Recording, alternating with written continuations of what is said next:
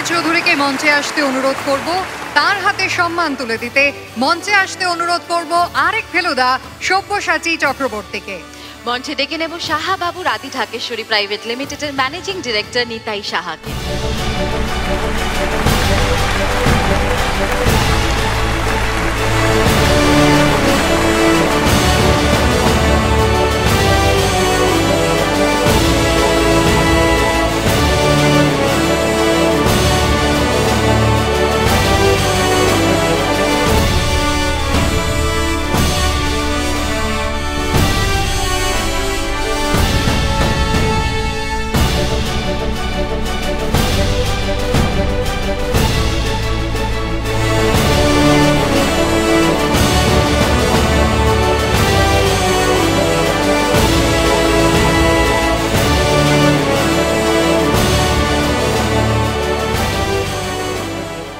এই জার্নিটা তো প্রায় 3 দশকের জার্নি এবং এই জার্নিটার মধ্যে অনেকেরই অবদান আছে।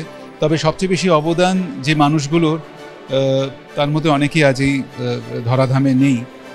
অবশ্যই আমি আমার কয়েকজন প্রভাত দা, ঋতু দা এবং পরবর্তীকালে করণ জোহর, সৃজিত মুখার্জি, এরা অনেকেই আমার এই পথ চলাকে অনেক মসৃণ করেছে, আমাকে অনেকটা এগিয়ে দিয়েছে। তবে যাদের কাছে আমি আজীবন কৃতজ্ঞ থাকবো তারা হচ্ছেন দর্শক। কারণ এমন অনেক সময় গেছে যেখানে শুধুমাত্র ওদের আশ্বাস, ওদের ভালোবাসা আমাকে পরের পদক্ষেপটা নিতে সাহায্য করেছে। হয়তো অনেক সময় আর পরের পদক্ষেপটা নেবার মতো শক্তি ছিল না, মানসিক শক্তি ছিল না, কিন্তু তাদের ভালোবাসা বা তাদের রাস্তায় দেখা হলে দাদা খুব ভালো লাগছে, ভালো কাজ করছেন, করে যাবেন, তা হয়তো আমি অনেক দিন কাজ করিনি, কিন্তু তারা আমার কোথায় যেন আমার সাহস, আমার শক্তি, তাদের অবদান, মানে আমার পরবর্তী পদক্ষেপের পেছনে তাদের অবদান অনেক। সুতরাং আজকে যাই করে থাকি না কেন তার সিংহভাগ কৃতিত্ব আমার দর্শক।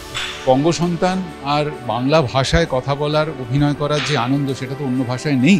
কাজেই আমি চেষ্টা করি অনেকটা, যতটা পারি যেন বাংলায় কাজ করি। আলটিমেটলি আমাকে তো বাঙালি অডিয়েন্সই বানিয়েছে, তারপর ভারতবর্ষ চিনেছে, তাই তাদের প্রতি আমার দায়বদ্ধতা অনেক বেশি। আজকে কি মধুর সমাপতন, যে পুরস্কারটি পেলাম আমার অত্যন্ত পছন্দের অভিনেতা, যার কাছ থেকে আমি অনেক কিছু শিখেছি এবং যিনি আমার কাছে এক আদর্শ ফেলুদা, সেই সব্যসাচী চক্রবর্তীর হাত থেকে।